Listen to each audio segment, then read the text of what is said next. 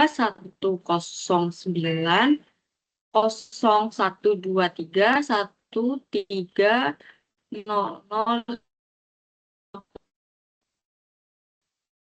Di sini saya akan mempresentasikan tugas video untuk UTS saya dengan judul mengidentifikasi cacat las melalui magnetic test. Berikut.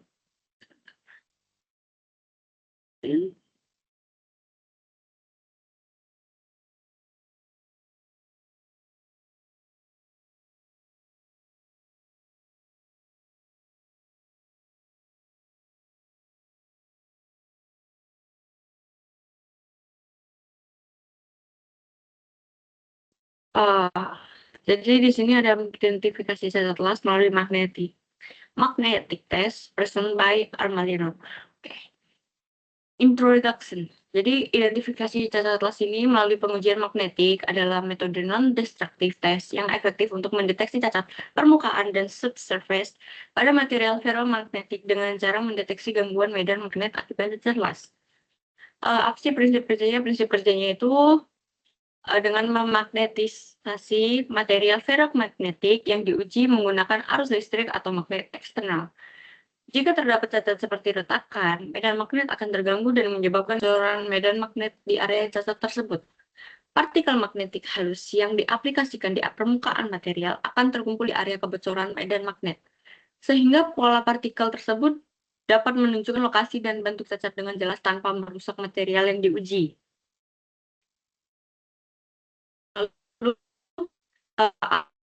apa aja jenis-jenisnya? Itu ada yang pertama retakan atau crack.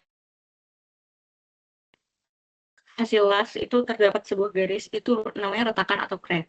Lalu yang kedua ada porositas linear dan bulat, yaitu jika hasil dari las tersebut itu terdapat bolong-bolong gitu, itu namanya porositas ya. Jadi itu termasuk jenis cacat las. Lalu yang kedua itu ada kekurangan fusi, lap, dingin, inklusi, yaitu jika permukaan las rata dapat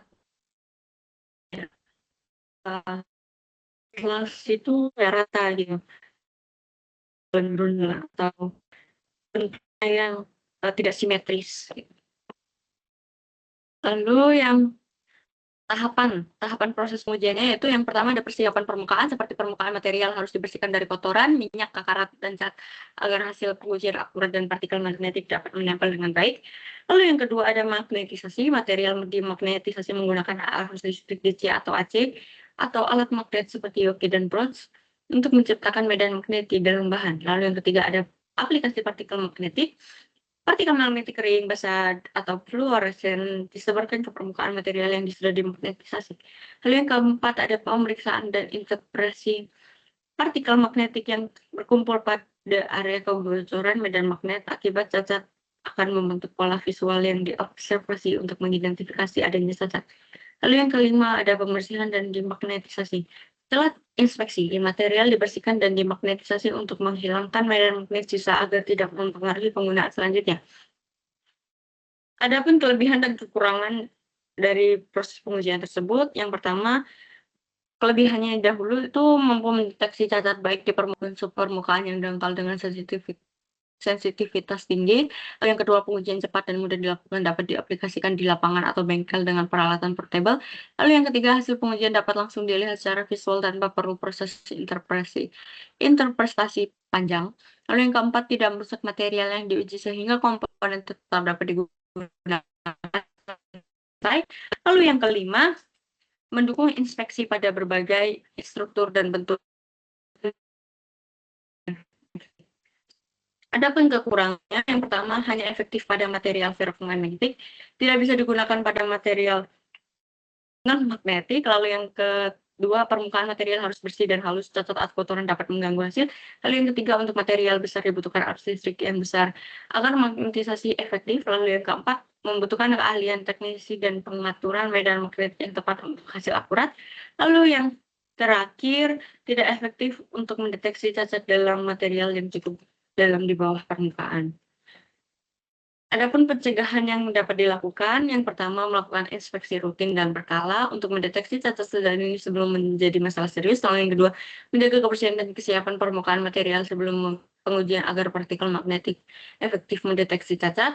Lalu yang ketiga, memastikan prosedur magnetisasi dan aplikasi partikel dilakukan dengan benar sesuai standar agar hasil inspeksi akurat.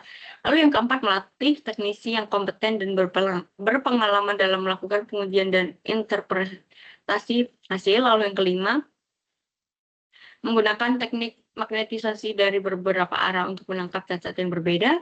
Orientasi, lalu yang terakhir ada menindaklanjuti temuan cacat dengan atau evaluasi ulang agar struktur las tetap kuat dan aman. Berikut adalah gambaran-gambaran cacat las.